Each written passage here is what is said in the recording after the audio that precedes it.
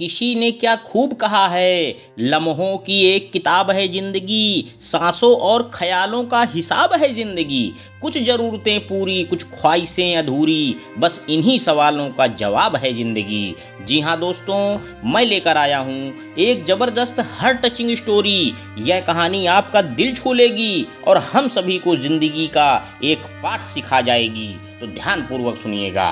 राधा को जैसे ही उसके बेटे राजन ने कॉल करके बताया कि उसकी बीबी मोहिनी माँ बनने वाली है, राधा का दिल खुशी से यूं धड़कने लगा मानो आसमान का चांद ही उसके आंगन में आने वाला है। रात को जैसे ही राधा के पतिदेव विनय कुमार दुकान बंद कर आए तो दरवाजे के अंदर आते ही भांप गए कि जरूर कुछ विशेष बात है। पूरा घर दीपों से यूं जगमगा रहा था मानो दीपावली आ गई हो। जगह जगह फूलों की सजावट और महकती अगरबत्तियों से घर का वातावरण ही बदल गया था।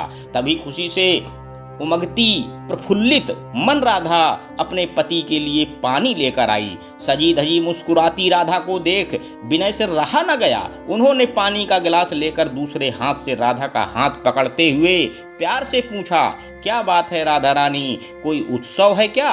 राधा ने अपना हाथ छुड़ाते हुए विनय के करीब जाकर नटखट अंदाज में कहा, सुधर जाओ जी, अब तो घर में पोता आने वाला है जल्दी ही। विनय ने खुशी से भरकर राधा का हाथ फिर से पकड़ लिया और बोले, सच? कब पता चला तुम्हें, कब आएगा मेरा पोता, बताओ जल्दी। राधा हंस पड़ी। विनय की उत्सुकता देख बोली, इतने प्रसन्न तो तब भी नहीं हुए थे जब राजन होने वाला था। विनय का चेहरा बुझ गया। वो उदास स्वर में बोले, सच कह रही हो तुम? जब तुम माँ बनने वाली थी और विनय होने वाला था तब तो एक एक पैसे के लिए मैं दूसरों पर मोहताज था। हर वक्त बस पैसे की ही फिक्र लगी रहती। फिर अचानक खुश होकर विनय कहने लगे, पर कोई बात नहीं राधा, जो कमी तब रह गई थी वो अब पूरी कर लेंगे। देखना, उस राज दुलारे को मैं राजकुमार की तरह रखूंगा। राधा ने उन्हें प्यार से टोकते हुए कहा, ठीक है जी, अब जैसा जी चाहे वैसा करना, पर अभी तो चलो जल्दी से खाना खाकर सो जाओ।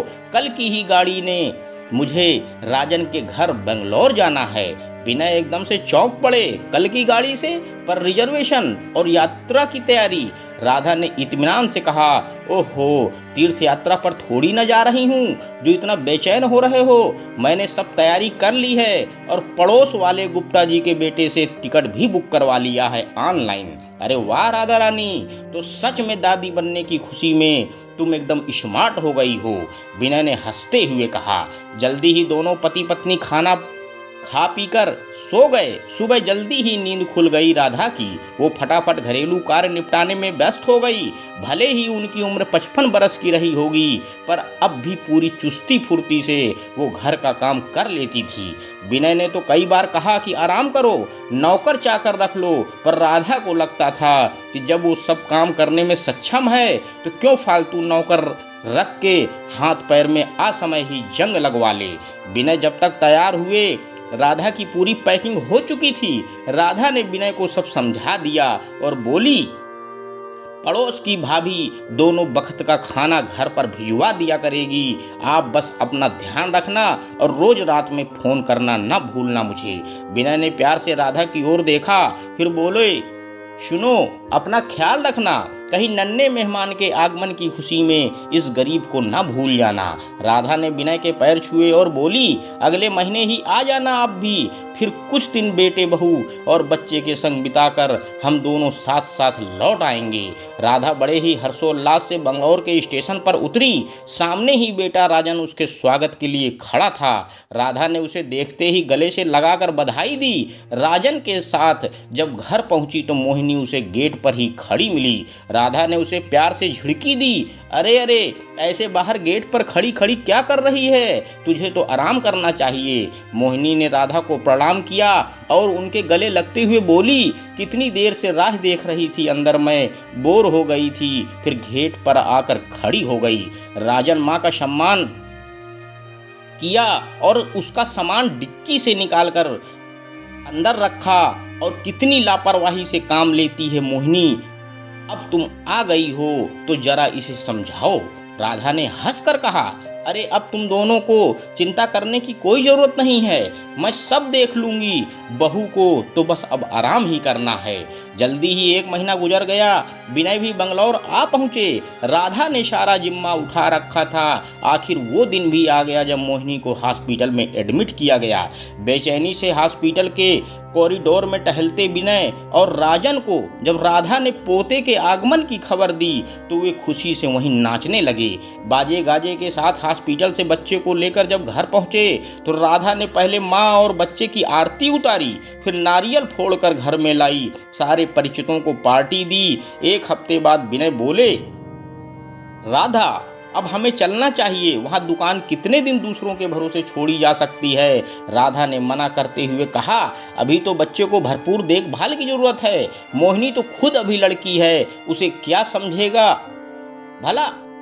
अब यदि उसकी माँ रहती तो भले ही वह यहाँ पर आ जाती। बेचारी की माँ तो बचपन में ही गुजर गई, सारी जिंदगी हॉस्टल में रहकर पढ़ी है, पर कितनी संस्कारी है, हमेशा मुझे और आपको सगे माँ बाप जैसा मान देती है।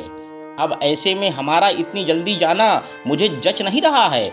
विनय ने राधा को वहाँ देखभाल के लिए छोड़ दिया और खुद वापस आ गए। जल्दी ही 1 महीना और गुजर गया। राधा ने महसूस किया कि मोहिनी कुछ परेशान सी नजर आती है, पर जब भी राधा पूछती है तो वह सफाई से टाल जाती है। 1-2 बार मोहिनी और बेटे की खटपट भी रात में सुनी राधा ने। आखिर एक दिन रहा न गया राधा से और वो एक छुट्टी के दिन बेटे को चाय पकड़ाते हुए पूछ बैठी, क्या बात है बेटा, बहू थोड़ी परेशान सी रहती है, तुम दोनों क्यों बहस में उलझे रहते हो आजकल, बताओ ना मुझे। बेटा लापरवाही से बोला, ओह मॉम कुछ खास नहीं, बस यूं ही छोटी सी बात को लेकर मोहिनी बिना बात जिद कर रही है। मोहिनी एकदम से उखड़ते हुए बोली, छोटी सी बात, मेरा कैरियर छोटी सी बात लगता है तुम्हें, और वो उठकर भीतर चली गई। राधा बिना देरी किए मोहिनी के पास जाकर बड़े प्यार से बोली, बेटी बात क्या है, मुझे बता तो सही। देख मैं ज़्यादा पढ़ी लिखी नहीं हूँ, इसलिए तुम दोनों की अंग्रेजी में की गई खटपट मुझे पल्ले नहीं पड़ती। राजन तभी कमरे में आकर बोला, ओफ मॉम, बात इतनी सी है कि मोहिनी ने 3 महीने की मैटरनिटी लीव ली थी। अभी पिछले हफ्ते उसे मैनेजर ने इन्फॉर्म किया है कि उसका नाम न्यूयॉर्क में ट्रेनिंग के लिए भेजा गया है। अब आप ही बताओ भला, अभी मोहिनी ट्रेनिंग पर कैसे जा सकती है। मोहिनी रुआसे स्वर में राधा से बोली, माँ ट्रेनिंग पर 2 महीने बाद जाना है, तब तक तो बेबी संभल जाएगा, फिर मैं कुछ अरेंजमेंट करके न्यूयॉर्क जा सकती हूँ। वहाँ से जब 4 महीने की ट्रेनिंग पूरी करके आऊँगी तो यहाँ मुझे रीजनल हेड बना दिया जाएगा। बाद में पता नहीं फिर कभी ये मौका मिलेगा या नहीं। राधा सोच में गुम हो गई। तभी राजा ने जोर देते हुए कहा, आप तो खुद माँ हो, समझ सकती हो कि बिना माँ के बच्चा 4 महीने तक भला कैसे रह सकता है। राधा ने मन ही मन सोचा, फिर दृढ़ निश्चय के साथ बोली, तूने सही कहा बेटा कि मैं एक माँ हूँ, पर माँ होने से पहले मैं एक औरत हूँ और अच्छी तरह से महसूस कर सकती हूँ कि बहू की मन की पीड़ा और छटपटाहट को। पूरी जिंदगी एक मकसद के साथ कठिन पढ़ाई करके बहू ने ये मुकाम हासिल किया है, और आज जब सिर्फ इस वजह से तू उसे उसका कैरियर कुर्बान करने के लिए कह रहा है कि कहीं बच्चे पर बुरा असर ना हो, पर तो ये सोच, क्या बहू को बच्चे से 4 महीने दूर रहने पर दुख ना होगा।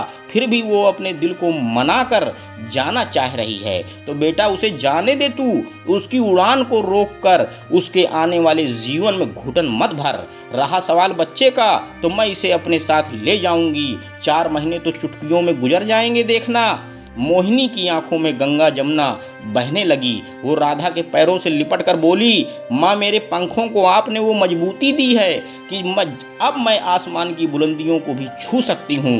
राधा ने उसे गले लगाकर कहा, पंख तो पहले से ही तुम्हारे पास थे बहू, मैंने तो बस एक औरत और माँ होने के नाते उन पंखों में उम्मीदों के नए रंग भर दिए हैं। दोस्तों, इस छोटी सी कहानी से हमें सीख क्या मिलती है। मुश्किलों में अगर पूरी दुनिया आपका साथ छोड़ दे तो इससे आपकी असफलता निश्चित नहीं होती, बल्कि आपकी असफलता तब निश्चित हो जाती है जब आप निराश होकर हाथ पर हाथ रखकर बैठ जाते हैं। हम सभी को ध्यान रखना चाहिए। अगर हमारा जीवन साथी जीवन में सफलता की ऊंचाइयों को छूना चाहता है तो फुल सपोर्ट करना चाहिए। अंत में दोस्तों बस मैं यही कहना चाहता हूँ, कभी जीने की आशा, कभी मन की निराशा, कभी खुशियों की धूप, कभी हकीकत की छाँव, कुछ खोकर कुछ पाने की आशा, शायद यही है जिंदगी की परिभाषा। धन्यवाद दोस्तों, मेरे YouTube चैनल को लाइक व सब्सक्राइब करें। आपका दिन शुभ हो।